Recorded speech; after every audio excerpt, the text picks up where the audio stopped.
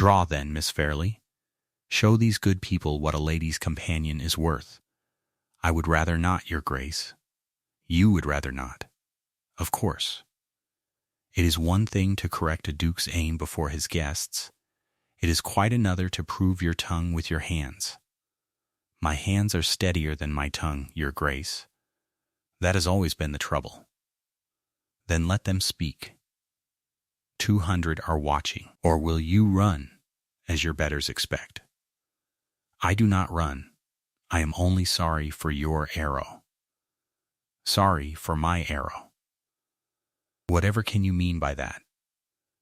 I mean that in a moment there will be 2 shafts in that gold, and one of them will be split clean down the middle, and it will not be mine.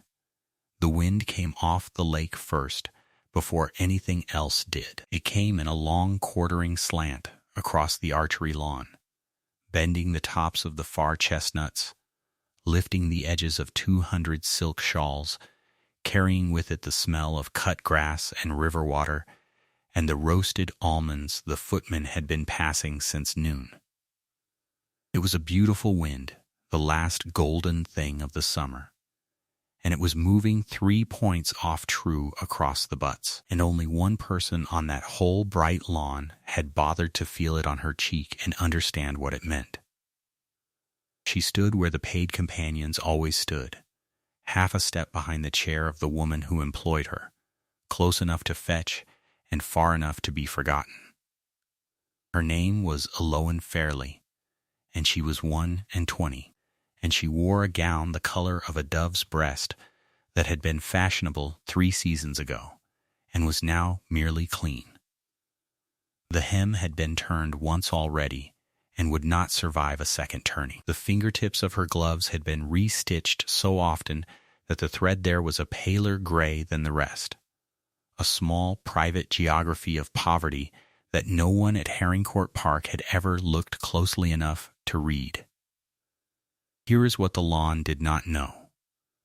The thing that only you and I are permitted to hold, standing as we do a little above the whole bright, cruel scene. Aloan Fairley could put an arrow through a shilling at 80 paces. She had done it in the gray cold of 100 dawns, on a strip of turf behind a gamekeeper's cottage 2 counties away, with a longbow that had been her father's and his father's before him. Her father had been the old lord's gamekeeper, and then, when his knee gave out, his under-steward, a quiet, careful man who had wanted a son to teach and been given a daughter instead, and who had decided that the want of a son was no reason to leave a good hand untaught. So he had taught her. Every morning before the house woke, when the mist still sat in the low ground and the rooks were only beginning to argue in the elms, he had set her at the butts and said 3 words. Feel the wind. And she had felt it, and drawn and loosed, until by 16 she was the best archer within 40 miles, and not a living soul outside that cottage knew it. The room saw a servant in a made-over gown. You and I see a master waiting. The Duke did not see either. He saw an insolence, and he meant to punish it. It had begun over nothing. The Duke had strung his bow, taken his stance, and loosed 3 arrows at the near target in the careless, showy way of a man who has never once been told he was doing a thing badly. And the third had gone wide and low and hummed past the shoulder of a young groom resetting the marks, close enough that the boy dropped flat and the crowd laughed at him. Into the small silence after the laughter, she had said one flat, correct, unforgivable thing. You will want the wind off the lake, your grace. It is quartering across the butts, and has been since noon. You are aiming true for air that left an hour ago. She had not meant to say it. It came out the plain way truth comes out of tired people, before the mind can stop the mouth, and for a moment the whole lawn stared, because a companion did not speak to a duke, and this one had not only spoken but told him he was wrong, and had been right. The Duke turned round slowly. He was tall, perhaps 30, dark-haired, with a face that had been handsome so long it had forgotten how to be anything else, and eyes the color of the storm the lake had not yet delivered. "I beg your pardon," he said. "Did the shawl-holder wish to instruct me?" "No, Your Grace. I only meant, because it seems to me that a woman who fetches fans has strong opinions about a sport she has never been permitted to play. Tell me, Miss Fairley, Your Grace." "Miss Fairley, do you shoot?" She felt the trap arrive before it fully landed, and understood there was no honest answer that would save her. Say no, and she was a fool who had presumed. Say yes, and she was worse, a servant with pretensions, and either way the crowd had already decided to be delighted. "I have held a bow," she said. It was the smallest true thing she could offer. She has held a bow.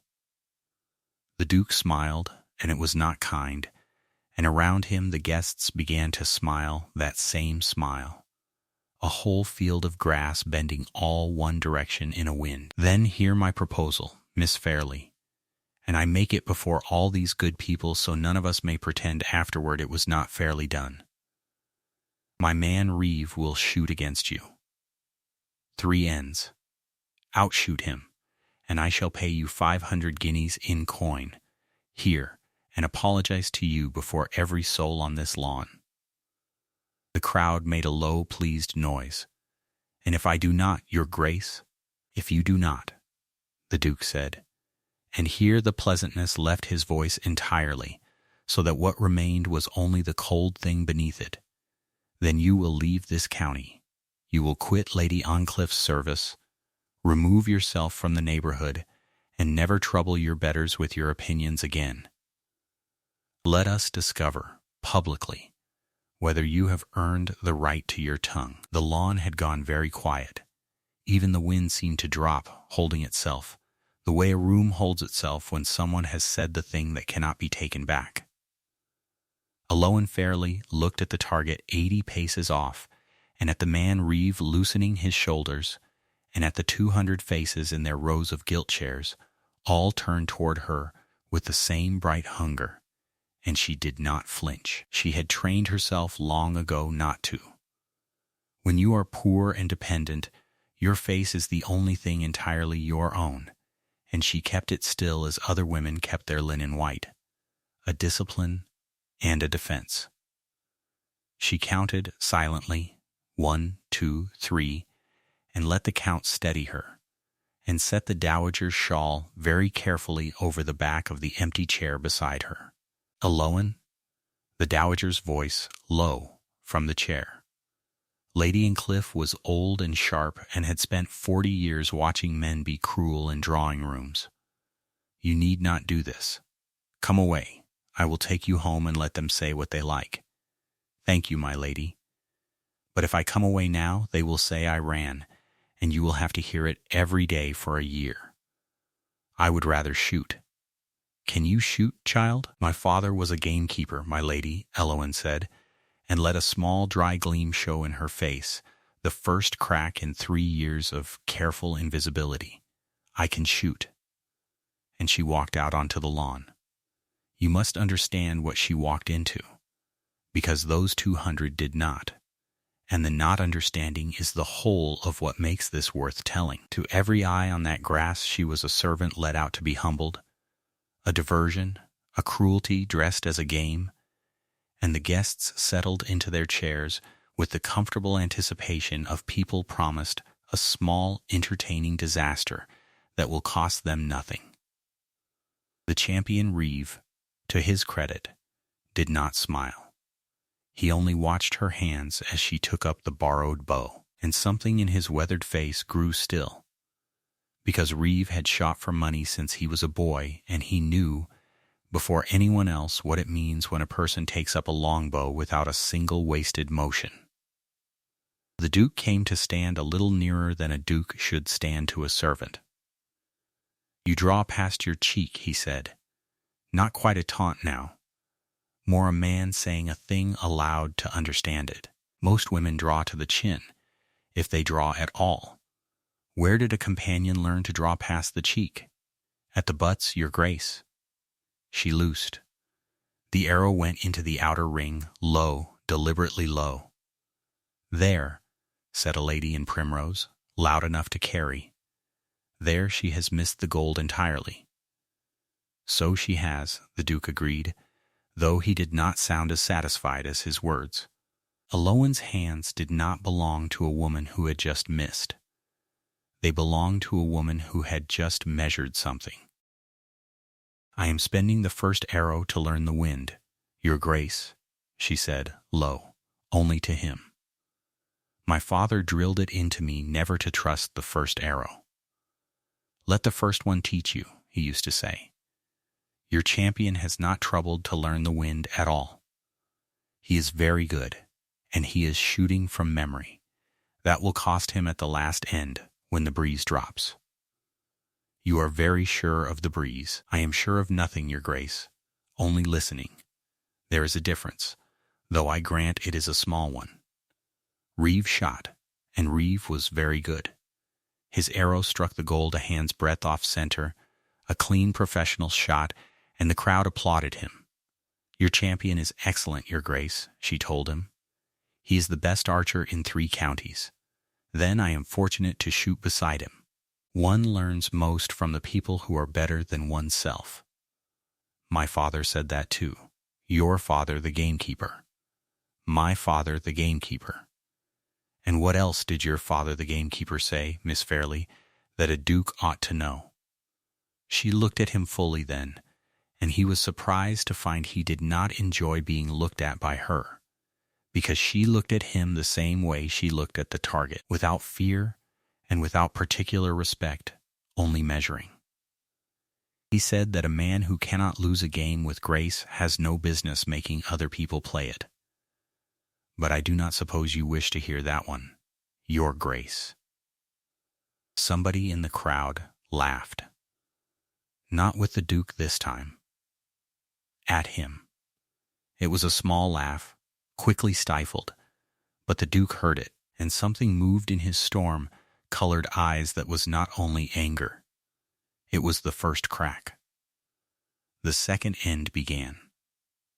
And now she had learned the wind, and she began to shoot as she had shot at 16, and the lawn began, slowly, to go quiet. Her second arrow went into the gold. Not the edge. The center. It went in with a sound like a door closing, a soft final thwack that carried across 80 paces of grass in the sudden hush, and it stood there quivering in the exact heart of the target. Beginner's fortune, said the primrose-gowned lady, but her voice had thinned. Was it, madam? Alohan said, not turning. We shall see whether fortune is so obliging twice. She knocked the third arrow, and drew, and held it past her cheek, and waited, and felt the wind soften as she had known it would, and loosed, and it went in a finger's width from the first, so the 2 shafts stood in the gold together like a single thing. This time the silence was different. This time it was the silence of 200 people who have realized, all at once, that they have been watching the wrong story.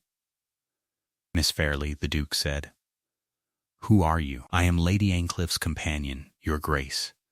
You established that some time ago, at considerable volume. That is not what I asked. It is the only answer I am obliged to give you. You asked whether I could shoot. We are finding out. Is that not what you wanted? I wanted he stopped, because he had been about to say I wanted to humble you and had discovered, to his discomfort, that he no longer entirely wanted that, and did not understand when the wanting had changed, and did not like not understanding. Let us have the third end, he said, and his voice was not quite steady. Here is where the story stood, so that anyone who has only just wandered in may know what hung on the next few minutes. A poor gentle woman, fallen to genteel service, stood on an archery lawn before 200 guests, lose, and she lost everything, her place, her wage, the small dignified roof of the dowager's protection, her name in the county besides. Win, and she took 500 guineas and a duke's apology and a story the county would tell for a generation. And only she and you and I knew the thing hidden from that whole bright lawn that she had been shooting since before she could properly lift the bow. The room believed it was about to watch a servant miss. You know whose arrow was going to fly. The champion Reeve shot first in the final end, and he shot the finest arrows of his afternoon, because he understood he was in a real contest now, and his pride had woken. His first found the gold, his second went into the gold beside it, and his third, his last, drove dead into the very center of the target. A perfect shot, the shot of his life, and it stood there alone, and the crowd came to its feet for him, with a roar of relief. The Duke did not cheer. He was watching Eloin Fairleigh's face, and her face had not changed at all. "That is a very great shot, Sergeant Reeve," she said, and meant it, and he inclined his head to her, one craftsman to another. "You cannot better dead center, miss," Reeve said, low, only to her, not gloating, if anything warning her as one warns a friend. "There's no room. My arrow's in the middle. There's nowhere left to put yours that beats it. There is one place, Sergeant. Miss, there is not. I have shot for money 20 years. I am telling you honest. Take the outer gold, tie the end, keep your dignity. Do not try what I think you are about to try. You are kind to warn me. But my father did not teach me to shoot for ties. Watch the knock of your arrow, Sergeant, not the gold. The knock." She knocked her last arrow. And the narrator is going to hold this, the way she held it, because it is the whole reason you clicked, and you have earned it. She drew past her cheek, and the string sang taut, and the fletching brushed the corner of her mouth, and she felt the wind, dropped now almost to nothing in the golden lull, and she looked down the shaft at the champion's perfect arrow standing dead in the center of the gold, and she did not aim beside it. She aimed at it. And she held. 1 second. The crowd did not breathe. 2 seconds. Lady Incliffe's hand closed white-knuckled on the arm of her chair. 3 seconds. The Duke, who had staked this woman's ruin for the sport of it, discovered that he had stopped breathing too, and that he wanted, with a violence that frightened him, for her to make the shot. She loosed. The arrow crossed the 80 paces in a single held breath and struck the champion's arrow square upon the nock and drove down the length of the shaft, splitting the wood clean down the middle. So his perfect arrow burst into 2 curling halves, and hers stood in its place, alone, dead in the center, exactly where his had been, only better, only hers. For 1 whole second the lawn made no sound. Then it rose. All of it. 200 people who had come to watch a poor woman humbled came to their feet without deciding to, rising as a congregation rises, and the roar frightened the rooks out of the chestnuts in a black clattering cloud. The woman in primrose silk was on her feet with both gloved hands pressed to her mouth. The young groom, who had thrown himself flat an hour before, was shouting like a boy at a fair. And through all of it Eloin Fairleigh stood at the shooting mark with the bow still lifted, quite still. She did not smile. She did not turn to the crowd. She did not weep. She lowered the bow, and into the roar, so quietly that only the Duke could hear her, having come close without knowing it, she said one thing. "My father taught me that, Your Grace, every morning of my life. He is dead now. But I thought you should know whose arrow that was." He had no answer, because never once in his adult life had he been shown, before everyone whose opinion he had ever prized, exactly how small he was. And the strange thing, The thing he would turn over in his mind for many nights after was that she had not tried to make him feel it. She had only shot. The afternoon should have ended there. In a lesser story it would have. He would have paid the guineas and made his apology through his teeth, and she would have taken the coin and gone with her dignity. And that would have been the whole of it. But this is not that story, and Eloise Fairley was not a woman to be settled with a purse. An hour later, in the salon, when the guests had drifted to their teas and their gossip, the Duke sought her out and closed the door and said the thing that in his mind settled everything. "Marry me." She was standing by the long windows with the late gold light on her turned him, and she turned to face him, and she was not pleased. "I beg your pardon, your grace? Marry me." "You heard me. I have never seen anything like what you did on that lawn. I have never seen anything like you. You are wasted holding shawls for an old woman. Marry me, be my duchess, and never turn a hem again as long as you live. The 500 guineas is nothing. This is everything. I am offering you everything." "No," she said. The Duke stared. "No, no. Your Grace, you are refusing to be Duchess of Herringcourt." "I am refusing you, which is not quite the same thing, though I can see how a man in your position might confuse them. I do not understand you. This morning you were a companion in a made-over gown. I am offering to make you a duchess. Why in God's name would you refuse me?" "Because 2 hours ago," she said, quietly, and her voice did not shake, "you stood before 200 people and wagered my whole life on the turn of an arrow. You staked my place, my name, the roof over my head, and the good opinion of the only woman in this county who has ever been kind to me, and you did it for sport. Because I told you the truth about the wind, and you could not bear to be corrected by a servant. You did not offer me a wager, your Grace. You offered me a ruin, and called it a game. That was before you knew I could shoot." "Yes, I noticed that as well." She took a small step toward him, and it was he who felt cornered, in his own house by a woman with re-stitched gloves. "You would have broken me happily this morning. It is only that I turned out to be worth keeping. And now you offer me marriage exactly as you offered the wager, on the spot, this afternoon, because you have decided you want it. You have paid for an arrow with a proposal. I am not a purse to be won at the butts, your Grace. I am not a prize. You have learned today that I can shoot. You have not learned the first thing about who I am, and until you do, I will not have you. Not for all the coronets in England." The silence in the salon was a different silence from the one on the lawn. That one had been triumph. This one had no name he knew, because no one had ever refused him anything, and he found, standing in it, that it did not make him angry.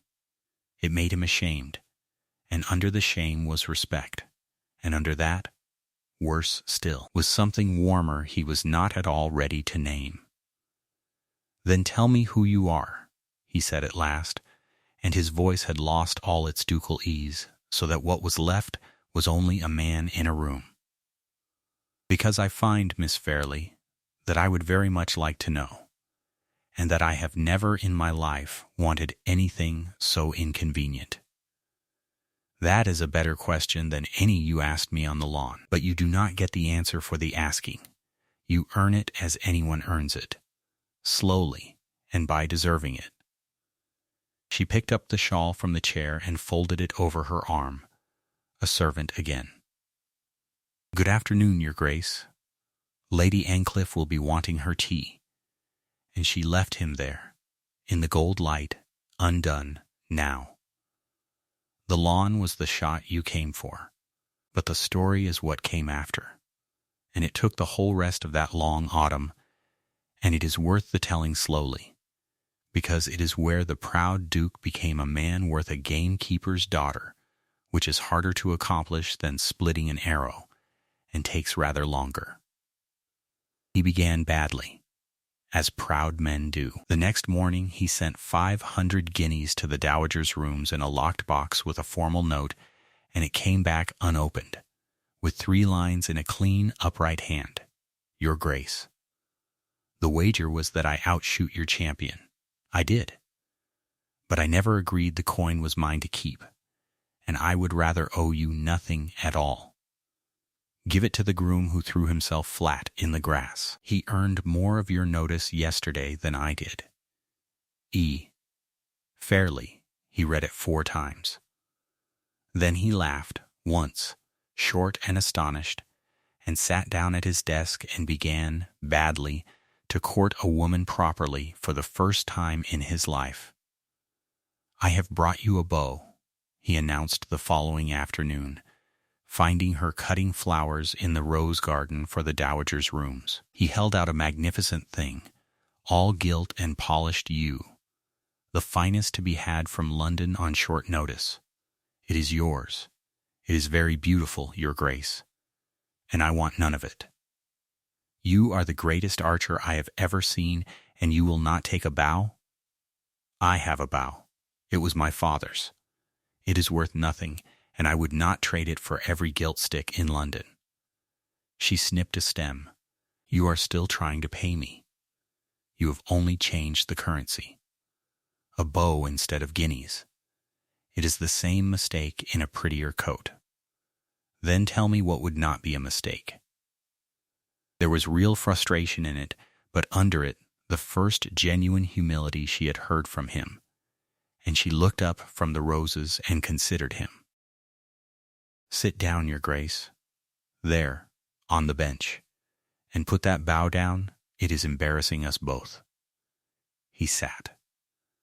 Now tell me one true thing about yourself, not something impressive, something true, and I will tell you a true thing back. That is how it is done, when there are no wagers in it. That is the whole of the secret, and it costs nothing, and it is the hardest thing in the world for a man like you. A true thing. He turned the words over as though they were foreign. Very well. My father beat me for weeping when I was 8 years old, and I have not wept since.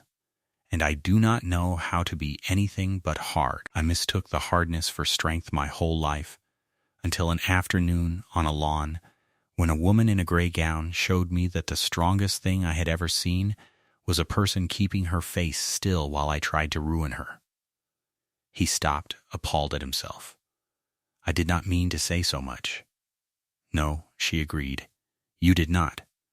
That is how you know it was true. Now I owe you one. She cut another rose. My father wanted a son, and got me, and never once made me feel I was second best for it. He taught me at the butts every dawn because he loved me, not because he thought I would ever be seen. When he died, I sold everything but the bow and went into service, because a gentlewoman with no fortune and no family has 2 roads, service or the streets, and I chose the one that let me keep his bow under my narrow bed. You keep it under your bed. I keep it under my bed. And I am not ashamed of the turned hem or the mended gloves, Your Grace. Only tired of being invisible to people who think invisibility is the same as unimportance. You were not invisible yesterday. No, but it took a spectacle to make you see me, and I do not wish to be loved for a spectacle. My father did not teach me so that a duke would notice. The arrow was not the point. The arrow was never the point. If you want to understand me, understand that. He was quiet a long while in the rose garden. I think, he said at last, that I have spent my whole life believing the arrow was the point. The spectacle. The wager. The thing everyone could see. And I begin to suspect I have been the poorest man on all my estates, and never knew it. That is the truest thing you have said to me yet. We are getting on better than I expected. They fell into a habit of it through the amber weeks. He would find her in the library where she read the dowager's books after the old woman had gone to bed, and instead of announcing himself as a duke, he learned, slowly, to knock and to ask whether he might sit, and to be told no on the evenings she wished to be alone, and to bear the no, which was, his valet privately felt, the single greatest change ever worked in his character. "You are reading my grandfather's sermons," he said one evening, from the doorway, having knocked. "I am. They are dreadful. Your grandfather was a man who mistook length for depth. He was a bishop. He was a bishop who mistook length for depth. The two are not exclusive. Come in, if you are coming. You are letting the draught in and the candle gutters. May I ask what you would read instead, if the whole library were yours?" "You may ask. I would read the estate books, which no one in this house has opened in a decade, and which are more honest than any sermon. Because a ledger cannot flatter itself." She turned a page. "Sit there. Now tell me, Your Grace, since you have taken to asking questions like a man instead of ordering answers like a duke, do you know what your East tenants pay you?" "I have an agent for that." "Of course you do. And your agent, does he walk the low field in October?" "I cannot think why he should." "Because your East tenants are behind on their rents, Your Grace and your agent calls them idle. And they are not idle. They are flooded. The stream your grandfather straightened in between his sermons floods the low field every autumn now and drowns the winter wheat. And a man cannot pay rent on a drowned field. They are being ruined quietly, a little more each year, and no one at this house has troubled to walk down and look, because a duke does not walk in a wet field. And you would have me walk in a wet field. I would have you do a great many things you have never done. That is the least of them. But it is a beginning, and it does not require you to marry me, which I know you would find easier. That is unkind." "It is accurate. You will find, Your Grace, that the two are often mistaken for one another by people who have never been told the truth in their lives." There was a scene, some days after, that Lady Ancliffe engineered and enjoyed enormously. Being an old woman who had discovered late in life the particular pleasure of watching a proud man taught his manners, she had them both to tea in her private sitting room, and she poured, and she watched, and she said very little, which for Lady Ancliffe was a kind of theatre. "You take no sugar, Your Grace," she observed. "I remember. Your late mother took 3 lumps and pretended to take none. A silly woman, but she loved you," which excused a great deal. "You knew my mother, madam?" "I knew everyone's mother. It is the chief occupation of an old woman to have known everyone's mother. Aloan, child, the Duke's cup is empty, and you are nearer the pot." "His Grace has 2 hands, my lady," said Aloan, not moving, "and neither of them is holding a bow for once. He may pour his own tea. It will be an education." Lady Ancliffe made a sound into her own cup that in a younger woman would have been a snort. "You see how she is with me, Your Grace," Aloan went on. "She pretends I am a servant when it suits her comfort, and a granddaughter when it suits her heart. And I have never once been able to tell which she means, and I have stopped trying, because both of them feed me and neither of them lies to me, and that is more than most people manage in a lifetime." "Impertinent girl," said the dowager, pleased. "You did not hire me for my meekness, my lady. You told me so the day you took me. You said, 'I have had 6 meek companions, and buried the lot of them from boredom. Be tiresome, Miss Fairley, or be gone.' Did I say that?" "You said precisely that. I wrote it down. I keep a small book of the things you say, my lady, against the day I shall need to remind you that you were once amusing." The Duke, arriving at this tea, braced for stiffness and duty, found himself laughing.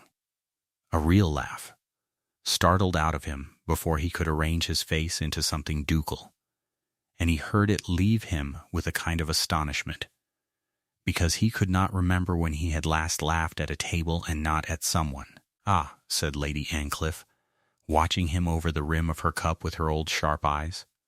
"There it is. I wondered whether you had one in you. Most of your family did not. Your uncle went to his grave, having never once found anything funny, which I always thought the saddest epitaph a man could earn." She set down her cup. "Eloan, take the Duke to see the west border of the rose garden. The late roses are worth a look, and I am too old to walk it, and an old woman likes to nap without being watched. Go on, both of you. And your Grace, madam? Do try to say something to her that is not about arrows or estates. She has heard a great deal about both this month. She is a woman, not a target, and not a tenancy. See if you can remember it for the length of one garden." And so they walked the west border of the rose garden, where the late roses hung heavy and browning at the edges, flowers that knew the summer was over, and for a while neither of them said anything at all, which was itself a change, because the Duke had once been a man who filled every silence to prove he owned it. "She is fond of you," he said, when the silence had run on a while. "She is fond of very little. But yes, I think she is. How did you come to her?" "A letter. When my father died, the living we had was tied to his post, and a gamekeeper's post does not pass to a daughter, so I had a fortnight to quit the cottage and nowhere to go. I wrote to every gentlewoman in 3 counties who might want a companion. Lady Ancliffe was the only one who answered honestly. The others wrote that they were suited. She wrote back 1 line. What did the 1 line say? It said, 'I am difficult, poor, and old, and my last companion left me weeping into her own pillow. If none of that frightened you, come Thursday.' I went Thursday. And were you frightened? I had just buried my father and sold his gun and his dog and everything but a bow no one would buy. No, your Grace. I was not frightened of a sharp old woman. I was grateful. There is a difference between being needed and being wanted, and I had not been wanted by anyone since my father died. But Lady Ancliffe needed me. And need, when you are drowning, is very nearly as warm as love, and a great deal more reliable." The Duke was quiet, turning a browning rose between 2 fingers. "I have never needed anyone," he said, "in my whole life. Do you know, until you said that, I thought it was a thing to be proud of. It is the loneliest sentence I have ever heard a man say. I am sorry for it, your Grace. I did not expect to be, this morning, but I am. I do not want your pity, Miss Fairley. It is not pity. Pity looks down. I am looking straight across at you, which I grant is a novelty for a duke, and what I see is a man who was made hard so young that he mistook the scar for the shape of himself. That is not pity. That is only seeing. My father used to say, 'You cannot mend a fence you will not look at.' You have spent 30 years not looking at your own, and you propose to make me look at it. I propose nothing at all, your Grace. I stand here cutting roses for an old woman and answering the questions you put to me, which is the sum of my situation and the sum of my ambition. What you look at is your affair. But you did ask." He looked at her then, in the browning garden, with the last of the summer draining out of the light. And he said a thing he had not planned to say, and could not afterward unsay. "I think you are the first person who has ever spoken to me as though I were a man and not a title, and I find, Miss Fairley, that I would rather be talked to plainly by you than flattered by all the rest of England put together. and I have no notion what to do with that, and it frightens me more than any wager ever could." "Then you are learning something, Your Grace," Eloin said gently. "Fear that teaches is the only kind worth having. My father said that too. He said the day you stop being frightened at the butts is the day you have stopped caring whether you hit. Come, the light is going, and Lady Ancliffe will want her supper, and I find I have said more to you this afternoon than I meant to, which is a thing that keeps happening, and which I have not yet decided whether to mind." He went down and walked the flooded acre himself. He came back muddy to the knee and thoughtful, and had the stream recut before the first frost, and the East tenants, who had never seen their landlord closer than the top of a distant carriage, told each other in the alehouse that something had got into his Grace, and that it had a grey gown and a sharp tongue, and could shoot the eye out of a weathercock, and they were, of course, entirely right. He came to the library that evening with the mud still on his boots, and knocked and was told to enter, and stood a moment before he spoke. "You were right about the field. I usually am. It is one of my least endearing qualities. Your Grace, the lowest corner is a full foot under water. A child could see it. I have owned that land 11 years and never once seen it. You were never shown where to look. There is no shame in that. There is only shame in refusing to look once you have been told. Sit down. You are dripping on the bishop's sermons, and much as I dislike them, they do not deserve it." He sat. He watched her a moment in the candlelight, turning a page she was not truly reading. "May I ask you something, Miss Fairley, and have a plain answer, not a clever one?" "You may ask." "The plainness of the answer will depend upon the plainness of the question. When you refused me in the salon, was it the whole of the truth, what you said? That I had not learned who you were, or was there a part you did not say?" She was quiet for a moment, and set the book down. "There was a part I did not say." "Tell me the part."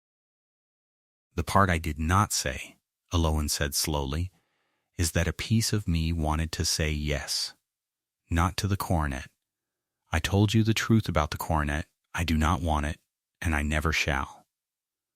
But there was a moment on that lawn, before the wager, before any of the cruelty, when you asked me where I had learned to draw past the cheek, and for one breath you were not a duke asking a servant. You were only a person, curious about another person, and I had not been asked a real question by anyone but Lady Ancliffe in 3 years, and it undid me a little, and I have been cross with myself about it ever since." "Cross with yourself for what?" "For being lonely enough that one honest question from a cruel man could reach me. That is not a thing I am proud of, Your Grace. A woman ought to be harder to reach than that. I do not think," he said very carefully, "that being reachable is a fault. I think it may be the only thing I have ever envied in another living soul. I have made myself unreachable my whole life and called it strength, and I am beginning to suspect I merely called it that because the truth was too lonely to say aloud. Now you are learning to say the true things without being made to. That is progress, Your Grace. A month ago you would have offered me a bow. A month ago I did offer you a bow. So you did. And I gave it back. Do you know what became of it? I confess I do not. Lady Ancliffe made you give it to the archery society at the village, on condition they teach any girl who wishes to learn, free forever, in the name of a gamekeeper whose name they never knew. So your gilt stick is doing honest work at last, teaching blacksmiths' daughters to draw. I think that is the only good thing it will ever do. And I think it is a very good thing. And I think you should be told that it was your money that did it, even though it was her cunning that arranged it. because you are learning, and people who are learning deserve to be told when they have done well." The Duke looked at her for a long moment across the candle. "You praise very rarely, Miss Fairley.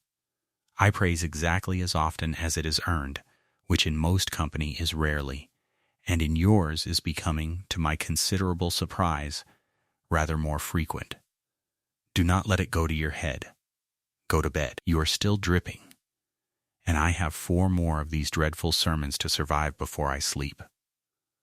But the county, the 200, the guests who had watched the arrow split, had not seen the flooded acre, or the library, or the rose garden. They had seen only the spectacle, and spectacles must be paid for, and there were those among the ton who had not forgiven Eloan Fairley the crime of being better than her betters, and who had begun, in the quiet, vicious way of drawing-rooms, to talk.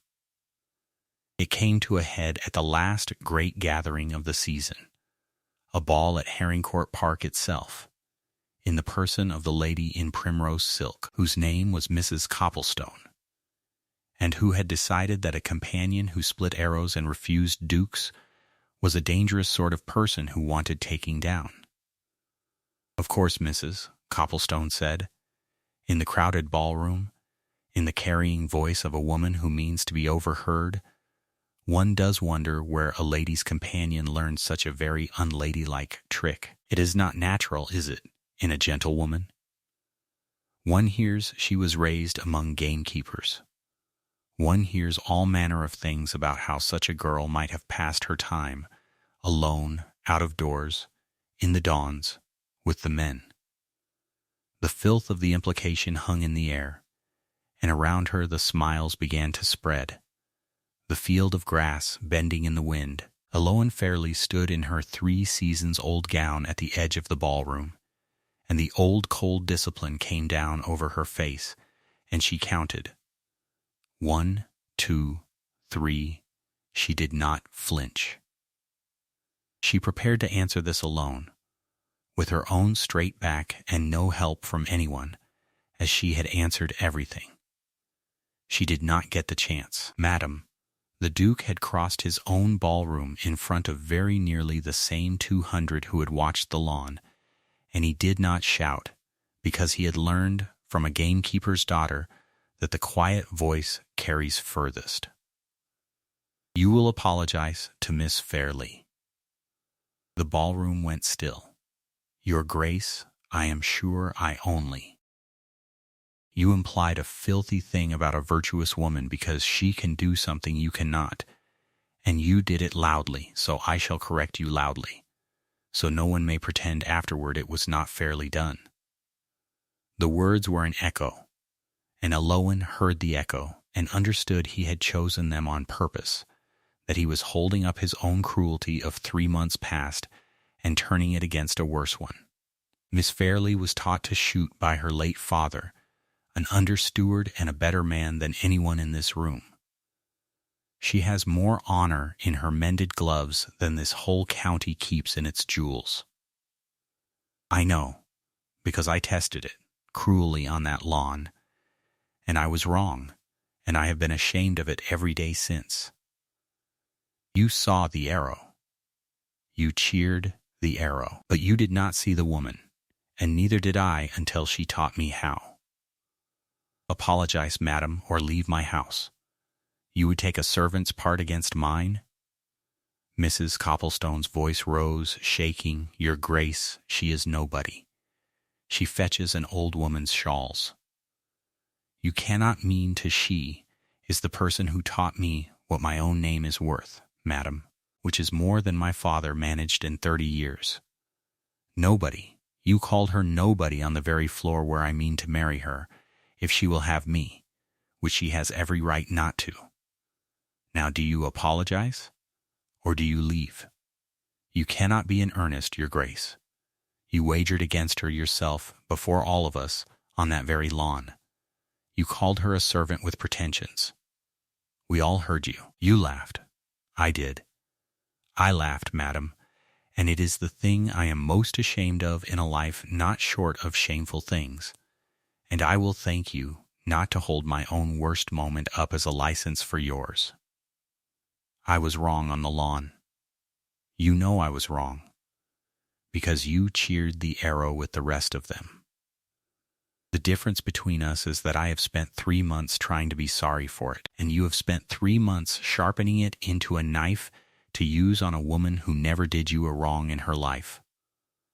Which of us do you think comes off the worse in that account?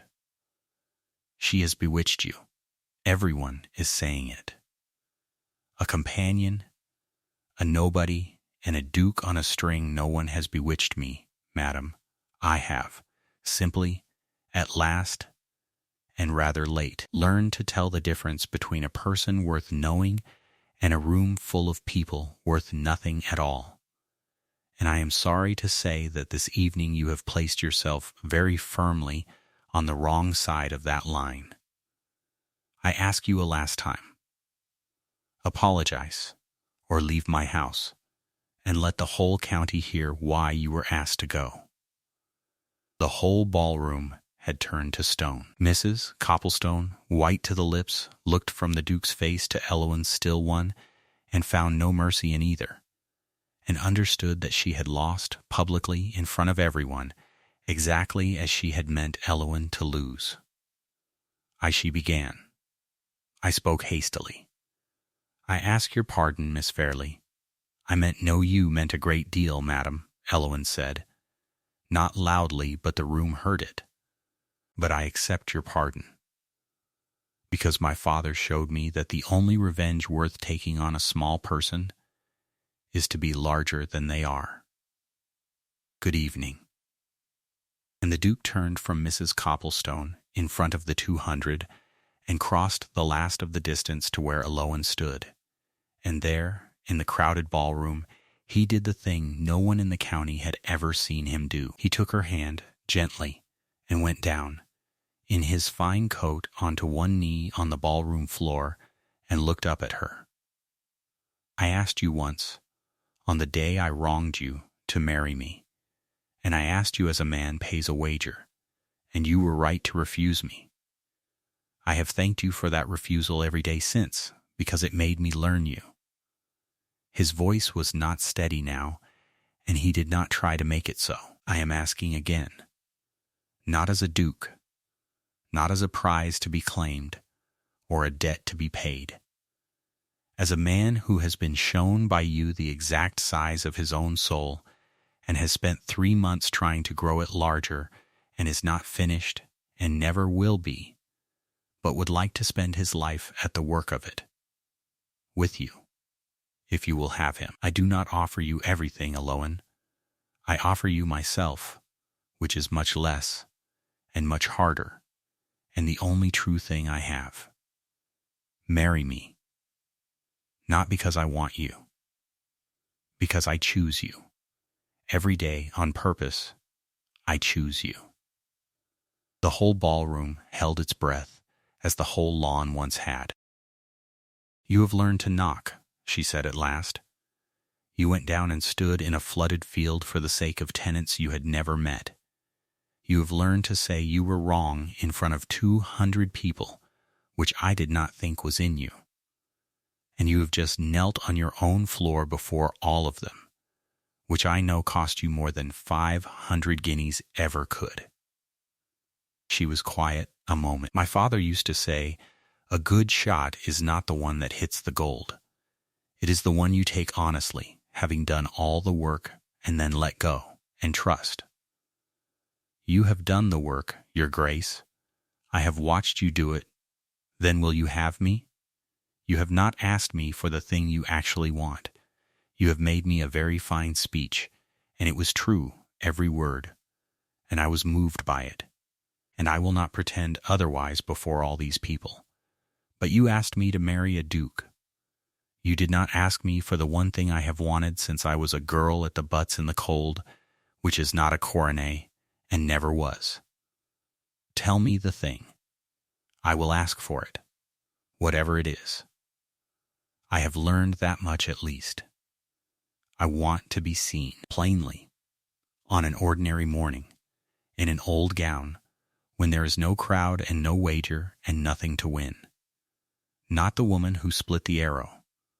The woman who is cross before her tea and reads dreadful sermons out of spite and keeps a small book of an old lady's sayings. Ask for her. Ask whether you will still be kneeling on that floor a year from now when I am only tiresome and nobody is watching and there is no arrow left to be impressed by. Aloan, he said her name as though it were the first true word he had ever been permitted. I care nothing for the woman who split the arrow.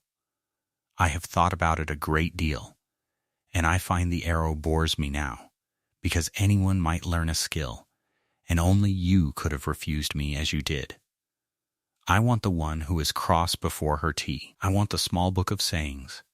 I want the ordinary mornings, every one of them to the very end, and I am asking for exactly those, on this floor, in front of everyone, so that you may hold me to it when I forget, which I will, because I am a slow and difficult man, and you have known that from the first. Is that the sum of the asking? It is. It is everything I have. Will you have me? Is that a yes? The Duke asked next, from the floor, when she had let the silence run long enough to be cruel, and there was in that great cold voice a note of pure human terror that made half the women in the ballroom fall in love with him on the spot. That is a yes. You may get up now. You are ruining a very good coat. And the ballroom rose again as the lawn had risen, but this time the roar had a warmer color in it, and Lady Ancliffe from her chair by the wall was seen to press a handkerchief quite firmly to her eyes, and to insist, when asked, that it was the heat. 1 year later, if you had walked up the long drive to Haringcourt Park on a gray autumn dawn, you would have found the house quiet and the mist sitting in the low ground and the rooks arguing in the elms, and you would have heard, from the archery lawn behind the house, the soft final thock of an arrow going home. Feet, Suki, wider, you are not standing to be looked at. You are standing to shoot. Now, what is the wind doing? Coming off the trees? Your Grace? It is not your Grace at the butts. At the butts I am Eloin, and you are archers, and we are equal, because a longbow does not care who your father was. Try again. What is the wind doing? Quartering, miss, left to right, off the trees. Good girl. So where do you aim? Into the wind of it. A little left. A little left. Draw then past the cheek, not the chin. Feel the wind. And let it go. Do not throw it. Let it go, and trust it. The arrow found the gold.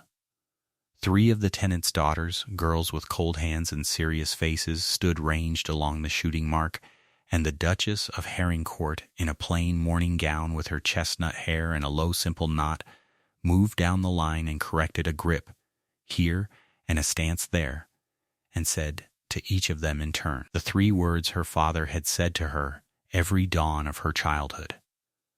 Feel the wind. Over the great hearth in the hall, where a lesser family would have hung a portrait or a stag's head, there hung a longbow, old and plain and worth nothing, restored and oiled and given the place of honor, and every soul who visited asked about it, and she told them all the same thing. It was my father's. He was a gamekeeper. He taught me everything worth knowing, and none of it was about arrows. The Duke never made another wager as long as he lived. Asked why, he would say he had made exactly one in his life, and lost it in the only way worth losing anything, and gained the whole world in the bargain, and that no odds since had ever looked so good to him again. As for Mrs. Copplestone and the lady in primrose silk, and the 200 who had come to a summer lawn to watch a servant humbled, they were not punished, and no one revenged themselves upon them, because that was not the kind of house Haringcourt Park had become. They were simply, quietly, outgrown. They faded, as such people do, into the ordinary gray of the county, and the arrow and the kneel and the gray-gowned duchess who taught the tenants' girls to shoot at dawn became a story people told, and in the telling the moral settled where such morals settle, gentle and plain and true. A person is not a prize you win. She is a choice you keep. Now, you were there, on that lawn, when the wind came off the lake and the Duke laid down his cruel wager and 200 people leaned forward to watch a poor woman broken. You stood at the shooting mark with her while she counted 1, 2, 3, and steadied her hands. You saw her split the champion's arrow down the middle and heard the rooks go up out of the chestnuts in a black cloud. You were in the salon an hour later when she looked a Duke in the eye and told him she was not a purse to be won. And you knelt with him, in the end, on his own ballroom floor. 3 moments, and one of them stopped you more than the others. Perhaps it was the split arrow. Perhaps the quiet refusal in the salon. Perhaps the wet field. Or the 3 words at dawn. Tell me, in the comments, which moment stopped you. And tell me what your own father, or whoever raised you, taught you to do well when no one was watching. Because those are the stories I most want to hear. If stories about choosing to be good, about being seen for who you truly are rather than what you can perform, about the quiet dignity that outlasts every spectacle, are the kind of stories that stay with you, then subscribe and stay a while, because that is the only kind of story we tell here. And if this one moved you, share it with one person who needs to remember that they are a choice worth keeping and not a prize to be won. Stay.